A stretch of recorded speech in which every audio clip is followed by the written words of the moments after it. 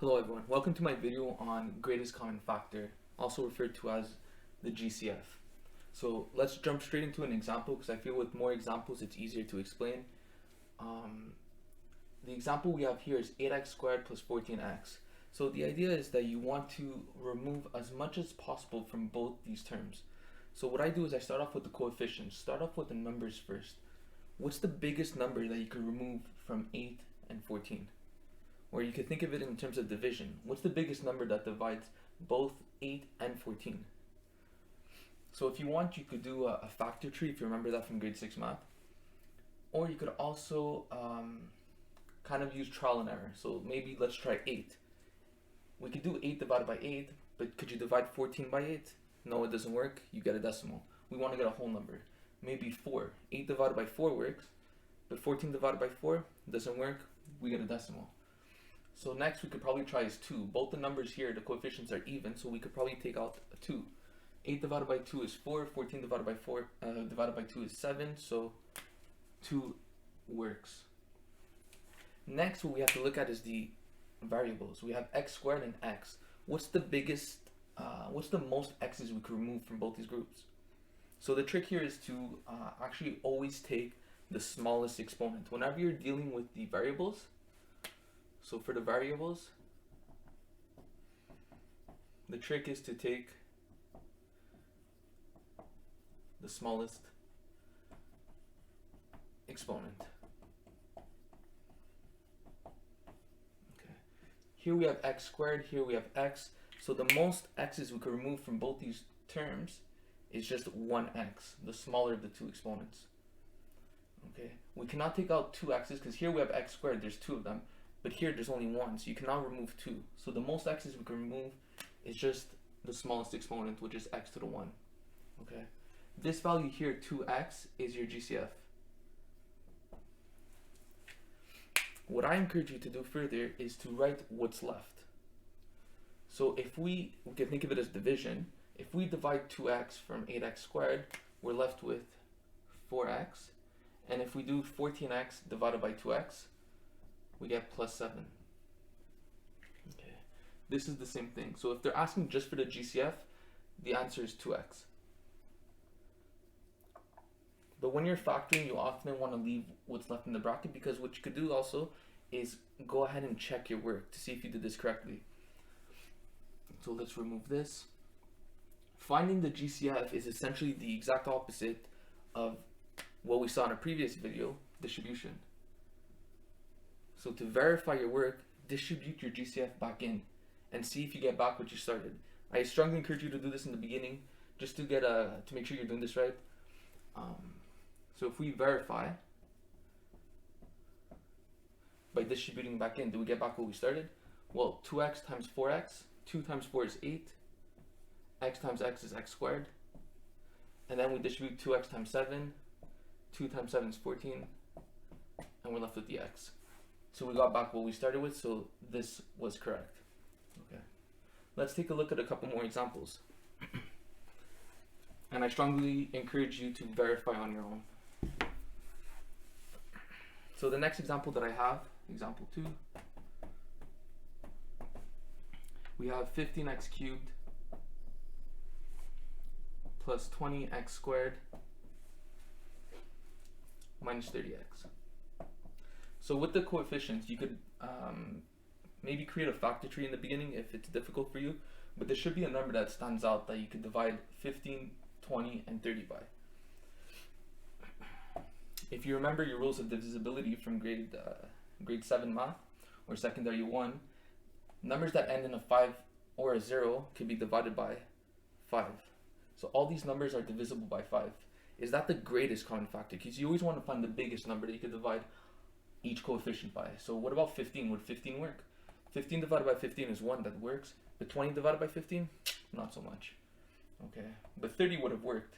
But since 20 doesn't work, you can now use 15. So let's try something smaller. 10. 10 works with 20 and 30, but it doesn't work with 15. So the biggest or the greatest common factor in this case would be a 5.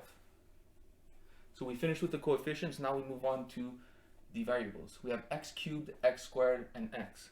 So what's the greatest common factor? What's the most x's we could remove from each term? So we use the trick from above. Whenever you're looking at the variables, you take the smallest exponent. We have x cubed, x squared, and x to the 1. The most we could take out from each group is just x, one of them. So our GCF is 5x. Okay? And I encourage you to always write what's left over. So if we remove 5x, or if we divide by 5x, what are we left with here? 15 divided by 5, we're left with 3. X cubed divided by x, we're left with x squared. And then we divide the 20x squared. 20 divided by 5 is 4. X squared divided by x is x. And lastly, negative 30 divided by 5 is minus 6. X divided by x, they cancel, you're left with this over here. Okay, and now I leave it up to you to just verify to see if you get back what you started. Okay, if your teacher's asking for the GCF, the answer would be only 5x. This is the GCF. What's left in the bracket is basically what's left when you remove the GCF. In this next example, we have 15x cubed y squared minus 18x squared y cubed plus 27xy to the 4. Okay, so we have to find the number that divides 15, 18, and 27. So I mentioned before that we could use a factor tree. Let's just do a quick example to remind ourselves how to do that, just in case you're not sure how I'm figuring out these numbers. Our factor tree, if you remember, we have 15, 18, and 27. I'll erase this after, but this is just to show you. Let's start off with 15. What two numbers multiply to give you 15? 3 and 5. So we stop there. We cannot break 3 down further. We cannot break 5 further. These are the prime factors, so we're done. So 15 breaks up to 3 and 5. If we look at 18, this breaks up into, we could break it up into 9 and 2. If you thought of 3 and 6, that's okay as well. But the 2 cannot break down further, it's prime, but the 9 could break up into 3 times 3. So the prime factors of 18 are 3, 3, and 2. Let me circle them. 3 and 5, 3, 3, and 2. And 27 could be broken up into 3 times 9. And again, the 9 could be broken up to 3 times 3. So the prime factors of 27 is 3, 3, and 3. So 3 times 3 times 3 gives me 27, 3 times 3 times 2 is 18, and 3 times 5 is 15. And now it should be clear what number they all have in common. So a number that they all have in common here is a 3. 3 and a 3 here. Let's take this one here. There's another 3 here, there's another 3 here, but the 15 is missing another 3, so we cannot use 15. These ones don't have 5s, so just 3 is the GCF. This is the biggest number that they each have in common. Okay, so if you wanted to use a factor tree, this is how you would use it. So in terms of the coefficients, the numbers in front of each term here, the biggest number we could pull out is a 3. They all have a 3 in common. Now, notice we have x's and y's, so focus just on the x's first, and then we'll worry about the y's after. If we look at the x's, this one here, it's x cubed, this one x is x squared, and this is just x. We could put a 1 just to remind ourselves that the exponent, when it's not written, is a 1. So we take the lowest exponent. So the most x's we could take out from each of these groups is just 1x, x to the exponent 1. And next, let's do the y's. So here we have y squared, y cubed, and y to the 4. So once again, we look at the smallest exponent. So the smallest exponent was y squared. So the most we could take out is a y squared. Okay. So this answer here is the GCF, 3x y squared. That's the greatest common factor. And let's go ahead and write what's left.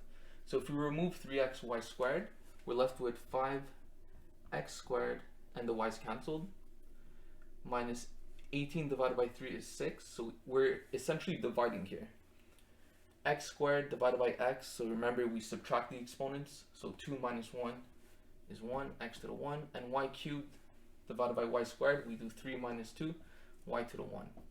Lastly, we have 27, 27 divided by 3 is positive 9, x to the 1, we remove x to the 1, so they're gone, and y to the 4, we remove y to the 2, we subtract 4 from 2, or 4 minus 2 rather, and we get y squared.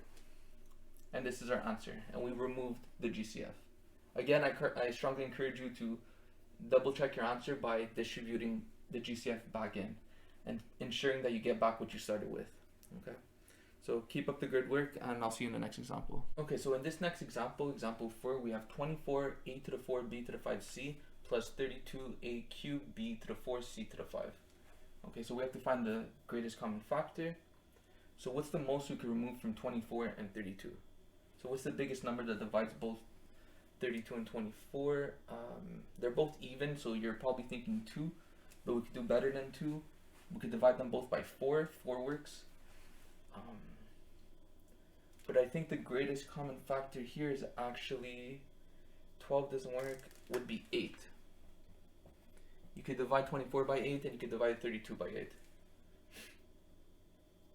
Yeah. And next you do the a's. So we have a to the 4, a cubed. We take the lower exponent, a cubed. B to the 5, b to the 4. The lower of the two is b to the 4. And c to the 1, let's write down the 1. And c to the 5, the lowest exponent is c to the 1. So in this case, this is the GCF. So if they ask just for the GCF, you just write down this. But always, I always encourage you to write down what's left over as well. This is going to prove to be useful later on when we do word problems. So if we divide 24 by 8, we're left with 3. A to the 4 divided by a cubed is a. We're left with a to the 1. B to the 5, we remove b to the 4, we're left with 1. And c to the 1, we remove c to the 1, it's gone. Next, what we have is 32 divided by 8, which is 4. A cubed divided by a cubed, gone. B to the 4 divided by b to the 4, it's removed. And c to the 5 divided by 1c, we're left with c to the 4. Okay.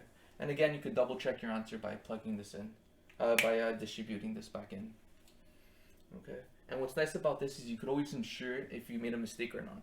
Because if you had an a here and another a here, and you're able to remove an extra a, or if there's these two numbers, you could divide them again, let's say, that means you didn't choose the greatest common factor, you just chose a random factor.